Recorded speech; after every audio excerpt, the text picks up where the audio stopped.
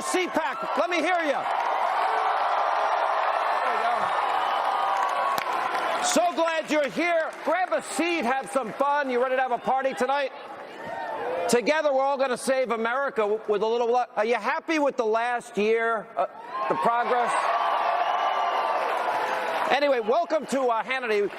We're broadcasting live tonight from CPAC. We're 2018. We have a lot of breaking news we'll get into in the course of the next hour. The president is now taking the lead to protect America's school children in schools by, you happy about that? By holding listening sessions, offering up ideas and solutions. Meanwhile, predictably, the Democrats, the abusively biased news media, they're playing the same old blame game, hoping to score cheap political points in their push for more gun control. And also new tonight, on this very stage, NRA CEO, Executive Vice President Wayne LaPierre blasted critics for trying to blame his organization for the tragedy in Florida. And then you've got the fake news network CNN proving that they are incapable of having a fair, intellectual, fact-based debate about guns in America. And pro-Second Amendment speakers like Dana Lash, who's here with us tonight, was shouted down, called a murderer and worse, and a student now accusing today the fake news network of actually scripting the questions. Now, it's not the first time CNN has done this. We will expose all of this. You ready for our breaking news opening monologue? Let's hit it.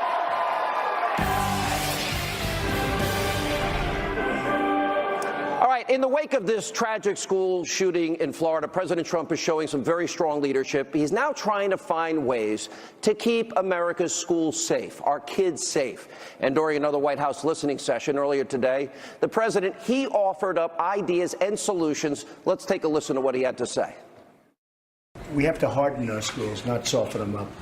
A gun-free zone to a killer or somebody that wants to be a killer, that's like going in for the ice cream. That's like, here I am, take me. We have to get smart on gun-free zones. When they see it says this is a gun-free zone, that means that nobody has a gun except them. Nobody's going to be shooting bullets in the other direction. And they see that as such a beautiful target. They live for gun-free zones.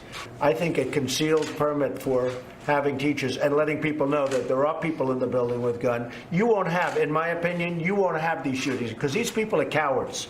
They're not going to walk into a school if 20% of the teachers have guns. It may be 10%, or maybe 40%. And what I'd recommend doing is the people that do carry, we give them a bonus. We give them a little bit of a bonus. But the NRA is ready to do things. And, you know, people like to blame them, and they do have power and all of that, but they want to do, they actually came up with certain of the rules and regulations that we have now, but we're going to have to toughen them. I told them, I said, we're going to have to toughen them up. We really do have to have offensive measures also. I know people don't like talking about it, but we need offensive as well as defensive. We have to be totally defensive, but if we don't have offensive measures within these schools, you're just kidding yourselves, folks. All right, you have to give the president a lot of credit because instead of engaging in the same old tired back and forth, repeating the same talking points that politicians and media use after these tragedies, he's actually trying to come up with solutions, solving the problem. Now, here's the bottom line. We have a choice in all of this. Do we keep having the exact same political debate that we've had ongoing since Columbine that's not going to change anybody's minds, or do we actually fix the problem? Do we want to protect our children? Now, remember, after 9/11, well, we fixed the problem of aircraft security, and I am a very strong supporter of the Second Amendment, and I'm sure people in this room are as well tonight.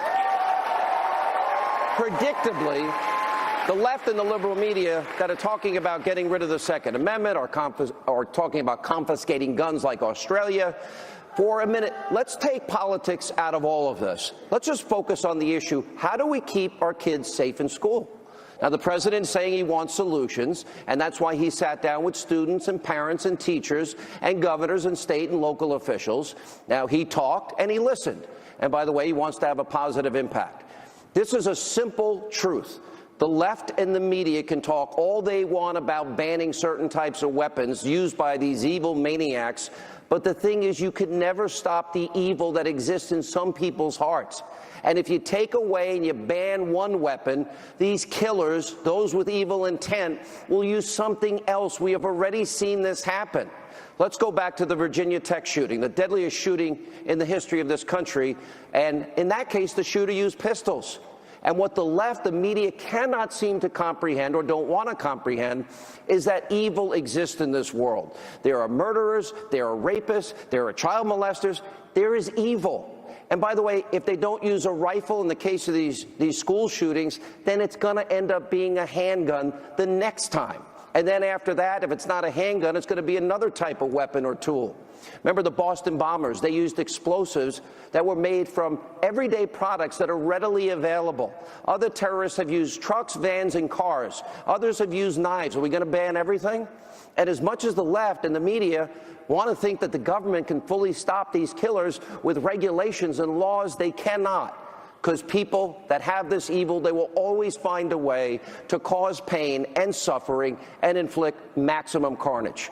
The only thing that comes with banning weapons is that you will infringe on the rights of constitutional, law-abiding American citizens that have the right to protect themselves and their families. What's missing are real solutions to protect these innocent kids. You know, speakers at the White House, in this listening session, they brought up a lot of great ideas and solutions that we've been discussing on this show.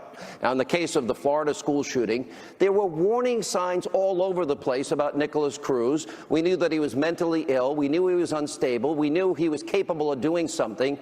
The students all seemed to know it, and the same goes for the teachers. There were reports that police were actually called to Cruz's home 39 times over a 7-year period. That's a pretty good indicator.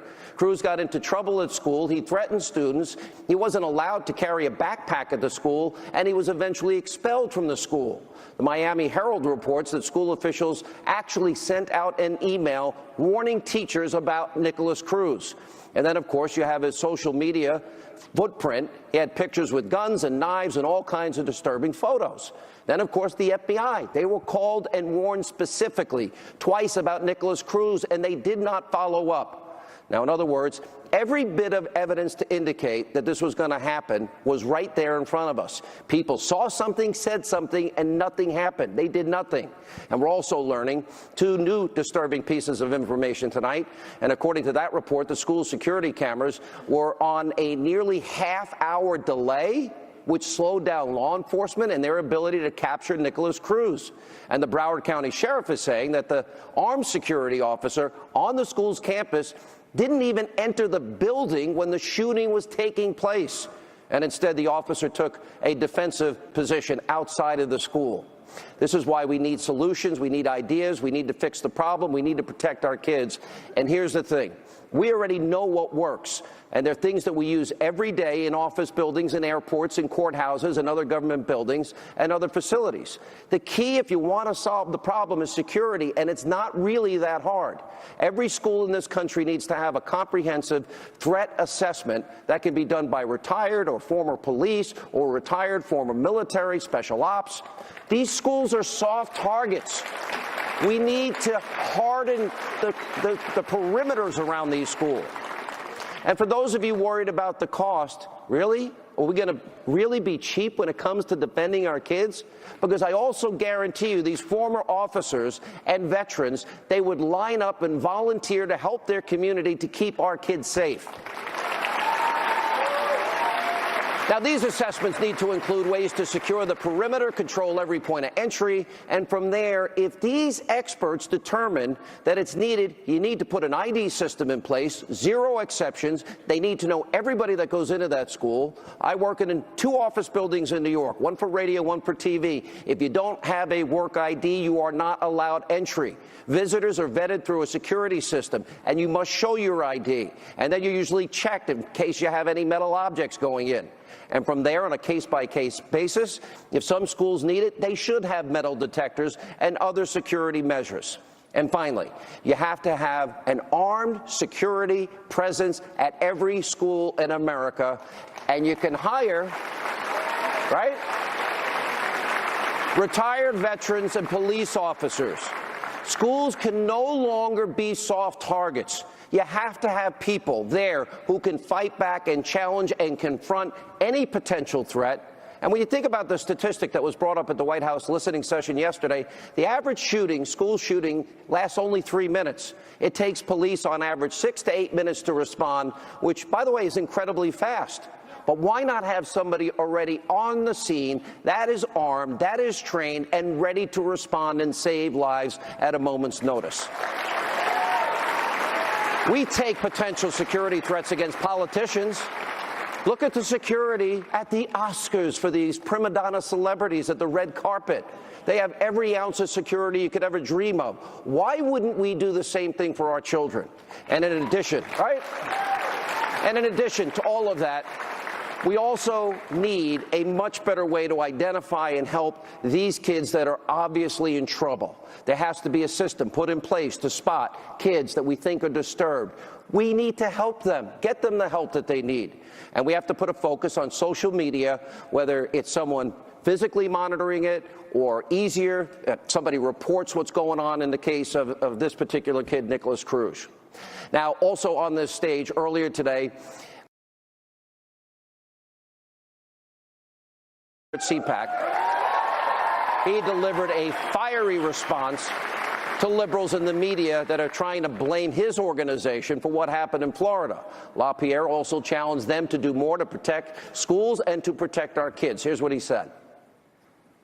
Chris Murphy, Nancy Pelosi, and more, cheered on by the national media, eager to blame the NRA and called for even more government control. They hate the NRA. They hate the Second Amendment. They hate individual freedom. In the rush of calls for more government, they've also revealed their true selves. The elites don't care not one whit about America's school system and school children.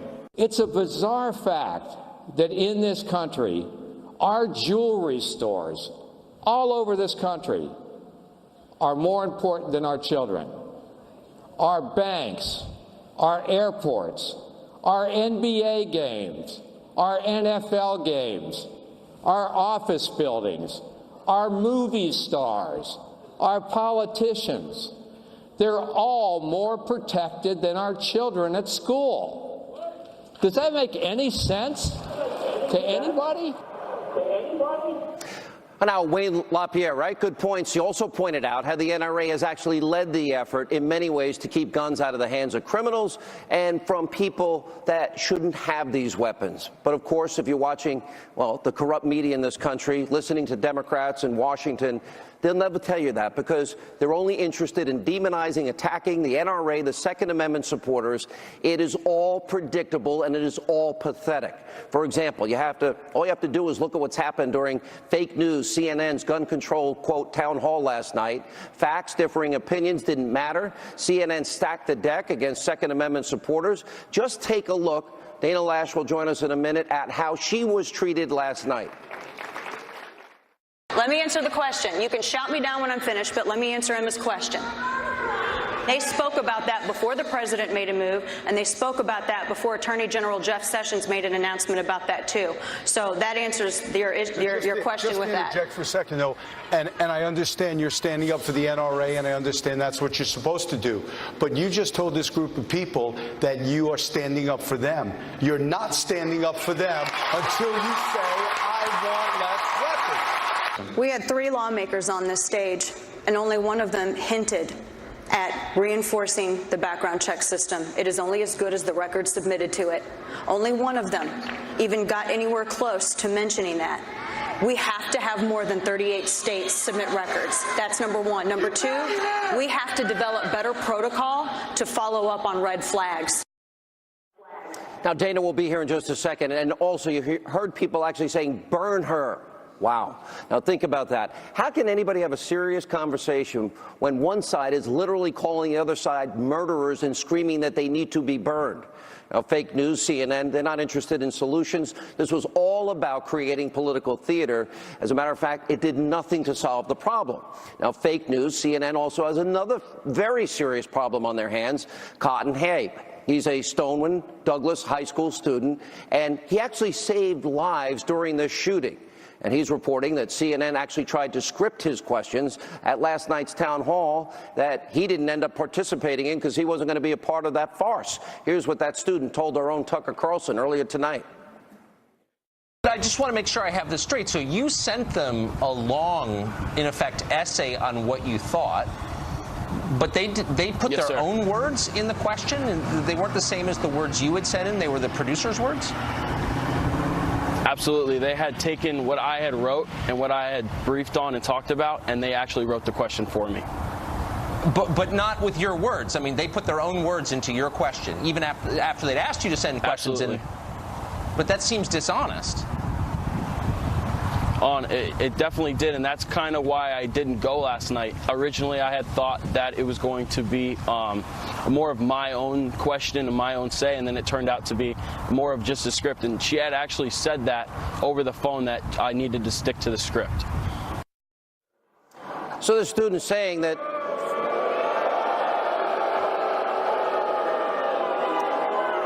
fake news scripted his questions. And what do you call them? Oh, okay. And they're saying they'd never provide script questions, and that Colton's father withdrew his name from participating before the show began. But this is not the first time that the fake news network has been accused of scripting questions. Michelle Malcolm put out a great article back in January of 2016 for the New York Post. Here's the headline: CNN's long history of allowing Democratic town hall plants. And here are just a couple of the many examples she found. 2007, CNN YouTube debate of quoted undecided voters literally included a member of the LGBT Americans for Hillary Clinton steering committee, a John Edwards supporter that asked questions about abortion, a log cabin Republican that was really backing Barack Obama, a concerned mother that was a union activist for United Steelworkers that had endorsed John Edwards, and a former intern for Democratic Congresswoman Jane Harman. And we know that the former DNC chair, former CNN contributor Donna Brazile, leaked town hall questions to the Clinton campaign. So they had an advantage over Bernie Sanders in that case. All right, ready to debate this? We have two segments. Stay with us. Joining us now on stage, NRA spokesperson Dana Lash, who was there last night. Fox News contributor Katie Pavlich, Fox News correspondent at large Geraldo Rivera. Thank you, appreciate it. Good job. Nice to see you. And Dan Bongino. What's up, bro? Good to see you, man. Hey, homie. Grab a seat, grab a seat. Got your water. Got thanks. Oh, this is great. Wow. First, I want to say I obviously didn't watch because they were on at the same time, but I watched later. And number one, you did a phenomenal job under the most difficult circumstances. I got to give you. Bring us behind the scenes. You were called a murderer. Burn her. What else? Yeah, well, let me set the stage for you. And first off, I want to say that it's hard to be a teenager. It's hard being a grieving teenager. And it's hard being a grieving teenager who's being exploited by a media and made to grieve or asked to grieve publicly on a national stage. This was an arena full of survivors, victims' parents, and other community members. There were over 7,000 people that were in this arena, Sean. Mm-hmm. And when we entered, you kind of entered like you were Floyd Mayweather going into the ring. I mean, literally, like you came in from part of the arena and you walked through between all these people and you got up on stage. It was pretty chaotic. It started even before I got up on stage to talk. And the whole reason why I showed up there is because the NRA is made of over 5 million members who are also parents. I'm one. You're one of them, and you're a parent. Mm-hmm. And we didn't do anything wrong. Right. We weren't the ones. I mean, why is it that we're held responsible when here, just as you mentioned, just today we learned that the sheriff's office, here you had a deputy who waited upwards of 4 minutes before they went in. And, Sean, we also found out, it was reported this morning, that The parents had reported this murderer to police before. There's a report out there, the records have been discussed in media, where they told police he has threatened people with a gun before. He has held a gun to others' heads. Now, I'm not a member of the FBI. I'm not a member of law enforcement. I love what they do. I appreciate what they do. You're not doing this because you're being paid either. You do. I've been a Second Amendment supporter and an NRA lifetime member for a long time. That was a cheap shot. That was a cheap shot by the sheriff because he's trying to cover his backside. Point of view, that's fine, but what he did was wrong. It was wrong, and he has questions to answer. All right, let me ask you one quick question, because we have a big, we have you for 2 segments, which is great. What other names were you called while you were on that stage? I was called a "See you next Tuesday." They said burn her, murderer. I heard a lot of murders, and then they tried to. Cersei Lannister chanted me shame as I walked out.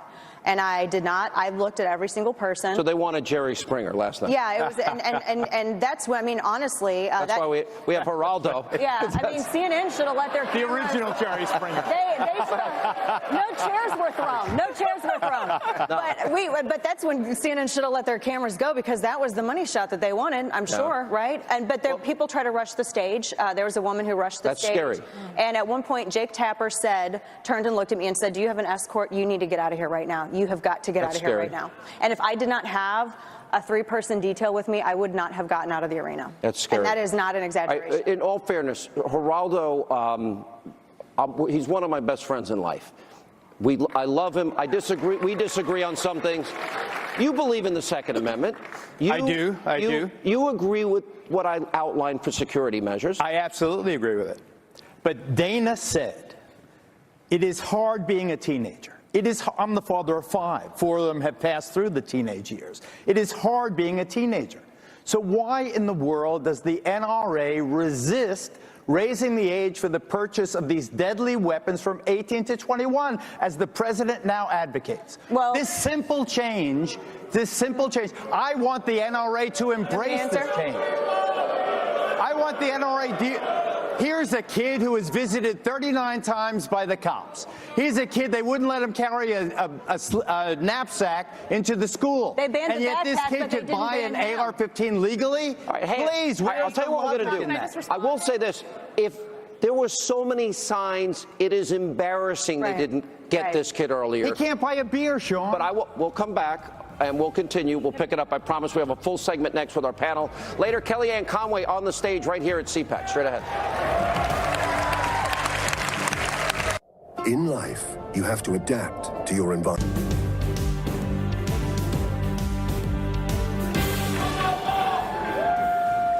All right, as we continue from CPAC 2018, still with us, Dana Lash, Katie Pavlich, Dan Bongino, Geraldo Rivera. All right, let me give Dan a chance to respond to Geraldo and what he was saying. He doesn't want young people. By the way, young people that are mentally disturbed, nobody wants them to have a gun. I don't think there's one person here. If the cops come to your house 39 times, they only came to mind 29 when I was young. But in all seriousness, no, that kid is troubled. We knew he was troubled. Sean, listen, we all agree, although this kid should not have been anywhere near a firearm. But it is an entirely disingenuous argument to say that we're going to send our 18-year-olds overseas, by the way, with the very same weapon to fight for your freedom, theirs, and everyone else. And then when they come home and say, by the way, you're not emotionally mature enough to use that almost exact same firearm in a lesser format in many cases when you're on American soil. That is an entirely why do we keep argument. These kids from booze? Why? Why? Booze is not the because they're evolving as people. That's a straw man argument. They are evolving. It is not the same thing. They are going through angst. They are mad at their girlfriend. But you didn't answer my question. Why do we one at a time? Go ahead. But you didn't answer my question. Why do we send them overseas with a firearm to defend our freedom and then tell them? You mentioned it is the exact same weapon. I know. All right, hang on. Let me bring Katie Pavlich in. Look, I think we need to stop calling this guy a kid, first of all. He was 19 years old. Thank you. He was not a child. He was 19 years old. He was a grown adult. Hold him responsible for his actions. Stop giving him a way out. Second of all, this is a direct result of the government failing at every single level. The third thing that we need to emphasize is that teachers are willing to step up. Not all of them, but some of them. This is not a new concept. Teachers around the country and school districts all over the place have stepped up to the plate. They are armed. They are ready to take on a violent threat when it comes to their door. Wouldn't it be better that teachers teach? I'm not against teachers having guns in the classroom if they want and they're trained. What about retired police and retired military there for that job? That's fine, Sean, but they can't be everywhere. Let me tell you, this isn't coming from me. This is not my opinion. I talk to teachers. I know teachers who are in the classroom who have been firearms owners for 30 years who are trained. Yeah, they should Gun Sight definitely Academy came out today saying they're going to offer free training to superintendents and presidents of school boards to make sure they know what they're doing. They are begging. They are begging to get out from under the bureaucracy. They're begging for it. The NRA has a School Shield program that has reinforced and hardened schools, 150 schools so far across the country. Now, one of the things that you had asked, Geraldo, was about age restrictions. Do you think Sutherland Springs murderer was 27 years old? Are you telling everyone here that you think that making this guy wait a couple of years is going to solve his psychosis? I am telling you that Saturday night I sat this close to the President of the United States, who described to me the nature of the wounds of those children in that hospital. He was so wait a second. He was so deeply impressed and moved and troubled. So he has now adopted this juvenile assault weapons ban as part of his program. We need to do something. It won't solve the problem, but the NRA, if it doesn't want to be on the junk heap of history, will adopt this modest reform. Right, one at a time. That spin is one of the reasons. That spin is one of the reasons why Dan and I are at NRA. Do you want to do nothing? Do you want to do nothing? Do you want to just do nothing? Geraldo! Just leave it the way it is. Do you want a solution or do you want to scream? No. First off, this is why Dan and I. Let's make sure our audience at home can hear. Go ahead. You agreed we ought to have armed guards, police retired. Okay, so everybody here agrees with that. So they want to do something. I had a vice principal who, in the summertime, was a New York State trooper. He would be, and he was a football coach. He's a perfect guy to have a weapon. He's in school. He's licensed. In school. All right, Dana, go ahead, make your point. What about 20-year-old women like me who didn't live at home? Yeah, I lived out on my own. Katie and I were not 20 years old, and we lived at home alone. How can you argue? Are you saying that we can't that a pistol is just as deadly as an AR-15? You could. Why don't you argue that with something other than an assault weapon? So it's okay if somebody has something chambered in .223, but I mean, if crying out loud, I don't think you first off understand ballistics or understand firearms. Number one. Number two. Dirty assignments. 30 assignments in Iraq and Afghanistan, and I don't understand ballistics. Do you want me to take you shooting? All right, hang on. Let's bring one at a time. Katie, go ahead. The reason why the age limit for handguns is different than the age limit for semi-automatic rifles is due to the 1968 Firearms Act. And the reason why handguns are 21 is because Congress at the time focused on the fact that handguns were used in the majority of crimes. Well, that is still the case today, which is why the numbers still stand. That was Virginia Tech. Correct. The majority of crimes that we see that are carried out with handguns, or with firearms, 45 to 65% of them are with handguns. 2.2% of them are carried out with rifles. The other thing I want to address. 5 out of 6 massacres, last massacres. I didn't talk over you, Geraldo. Let me just finish my point. You talk about. You just admitting that what you're calling a juvenile assault weapons ban won't solve a problem. You're not allowed to infringe on people's constitutional rights if it won't solve a problem. Dan Bongino. Hang on, then we'll go to Geraldo. Give him the last word. Real quick. It is a small step, but it is a positive And you just said it won't solve anything. Sean, this entire debate is based on a faulty premise that I think, Geraldo, you're falling into this trap, okay? Criminals don't give a crap about gun laws, okay? They don't care. Guys, listen, what is the defining characteristic of a criminal? They are outlaws. They don't care about rape laws, robbery laws, burglary laws, gun laws. You are not slowing them down. I was in the streets. This is the same defeatist attitude that prevents us from doing anything. It's not defeatist. It won't solve the whole problem, so we won't do anything. Geraldo, wait, just focus on me for 1 second. We agree that we need, if we put retired police and military in the schools, we do threat assessments. Background check. Geraldo, what I'm saying to you is we all agree that we could secure every school with armed, retired military and police. Right. You agree with And me? teachers, if they choose. Sean, if 5 of the last 6 massacres were committed with AR-15s, there is a reason for that. But the school won't be able to be penetrated. All of the booing and all of your activism Can I make a quick pales when you see those dead bodies and those children mangled. Geraldo, Last really word, quickly. Dana, we got to roll. Really quickly, 8 of the last mass casualty incidents, these individuals were known to the FBI who dropped the ball. They were all known individuals. Over and over again. I agree. The law-abiding All right, should on not that be point of punished agreement, I got to roll. because the laws Listen, would be you guys have enforced. been amazing. This was a real debate tonight. So let's give it up to everybody here. Thank you all. Kellyanne Conway, as we continue from CPAC. That's next.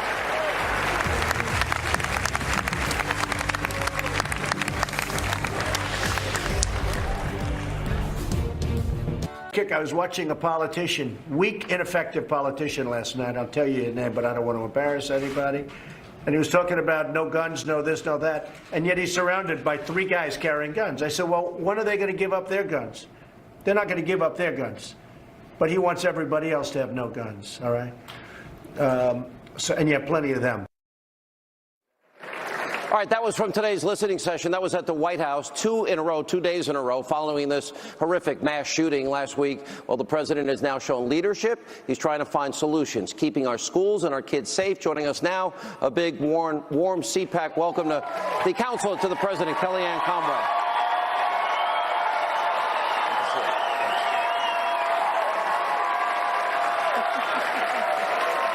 Wow. All right, so there have been a lot of school shootings, like a lot of issues, like everybody talked about opening Anwar and nobody did it till President Trump did it. That's right. Moving Jerusalem. Nobody talked, everyone talked about moving the capital to Jerusalem. Nobody did it but Donald Trump. Is he going to now solve this problem of school shootings? I believe he can, and he will. I think we should all be very grateful that Donald J. Trump is the president at this time. For the President of the United States to hold back-to-back sessions yesterday and today public safety, school safety, with elected officials, with commissioners of the police, with sheriffs, with educators, and of course the mayor of Parkland, Florida, who's really been a remarkable woman throughout this. For him to do that yesterday and yesterday to have the parents and the students there and those who have suffered over the years, including last week in Florida. Sean, this is a man who's always listening. He has listened to the angel moms and dads. He's listened to the Obamacare victims. He's listened to the coal miners. He's listened to the families and the business owners come to the White House and say how they would spend the tax savings that they would get from any cut. He's listened to big business, to small business, to aspiring entrepreneurs, to young people all across this country whose future is more prosperous, more safe because of him. And he's now taken this all the way into, I think, a scourge on our society, and there are many. But for the President of the United States to welcome these people into his house yesterday, they were in the state dining room, and to just listen. He didn't make it about himself, as politicians often do. He didn't interrupt them. He spoke very little, very sparingly. He and the Vice President took into account all of the, I think, the emotion and the grief, but also the resolve and the purposefulness. We just played a clip of the president. He also spoke yesterday about how the average school shooting is over in 3 minutes. Yeah. Even the best first responders, as great as they are, they need 6 minutes to get there. Yes. That's why, and he made another good point. All these politicians, all these celebrities, all these people that would like to disarm Americans that aren't willing to put retired armed military, retired armed police in the schools, they're usually pretty well protected with their own security forces of armed people, like at the Oscars, et cetera. So there's a lot of hypocrisy here, and the lectures that come from people that themselves have security and armed guards falls flat, at least on my ears, and I think most people here. This president is pretty adept at pointing out hypocrisy. And I think in this case, it's been said by many people over the last week, and it's indubitably true, that if we really care about our children, and we all do in this country, then we have to at least protect them the way we protect many places, stadiums, and obviously banks have been talked about. Concerts. Clearly anywhere where there is a celebrity. I look at our children much that way. I think they're are future heroes, and there's celebrities in their own right, in their own households, and I think that they deserve the same protection that many people who can afford it. You know, I have a scenario that I think everybody at home and everybody here, I want you to just think about for 1 second. If, God forbid, you ever find yourself in any administration building, I don't know where or how this ever would happen, and there's an active shooter, would you or would you not want retired armed military, retired armed police on site so you have a fighting chance? I think we owe that to America's children as a simple, fundamental, basic front line of defense. The president made that point again and again today, and for the second consecutive day, he had the cameras rolling and the mics open the entire time. Unscripted, unrehearsed, unfiltered, and I would say quite unexpected. And he made that point today. We need to harden our targets, and our schools need to be places where a would-be mass murderer believes that he or she is not going to have their way there, that if they know there are, that they can't easily get in and do their damage, that they will think twice about that. And he made that very clear. He came in really tough today about that because he wants to make sure that we solve this once and for all. These are necessary conversations and not easy solutions, but we should give, I think, the president and the vice president and others make of the great liberal credit media? for having that conversation. What do you make of the liberal media? And they're just, within seconds and hours, they're out there with their predictable talking points and attacking the president. What? They're really missing the essence of what yesterday really was about. If you listen very carefully to the people in that room, and they had the floor, they came there with ideas. They came there with, certainly with controversies. I think that the disagreement in the room yesterday over policy from the affected families reflects very much the disagreement across this country. But that disagreement needs to be heard, and the different ideas need to be aired. And what I believe is that you still have, I think there are many people in the media who are trying to get the story. I think there are still too many who are trying to get the president. And it's unfortunate it would happen after a day like yesterday, where even some of his fiercest critics say it was a very positive event. It was a very good thing for him to have hosted at the White House.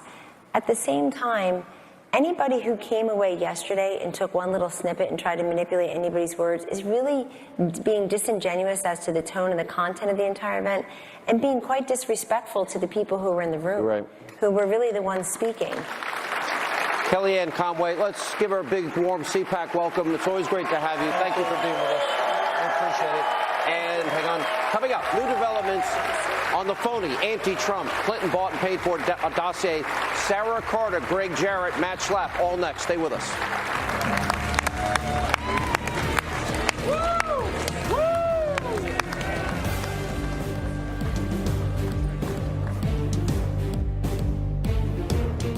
This is where.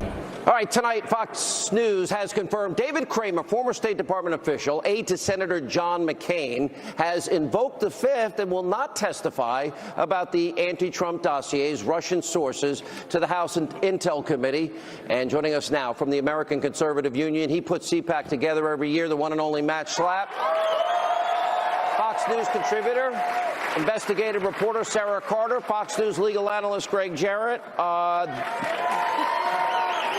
This is a big deal, especially in light of Devin Nunes now saying he wants an answer from Obama officials for 10 questions specifically related to the phony, bought and paid for Russian dossier that Hillary tried to manipulate the American people with. Yeah, and it's very significant, Sean, because if you look at who they're asking these questions, these are senior Obama administration. Do we know more? Clapper, Brennan? Yes, we know Clapper, we know Brennan, we know Comey are all being asked. There are quite a few others, State Department officials, I know for sure. I don't want to go in that direction until we verified it yet, but there's quite a few people involved here.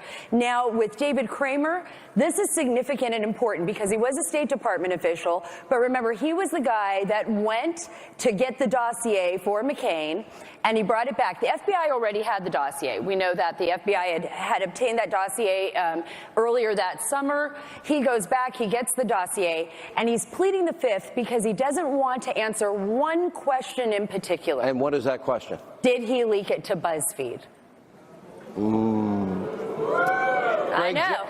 Greg Jarrett, what's fascinating, Fusion GPS, the FBI, nobody verified the dossier.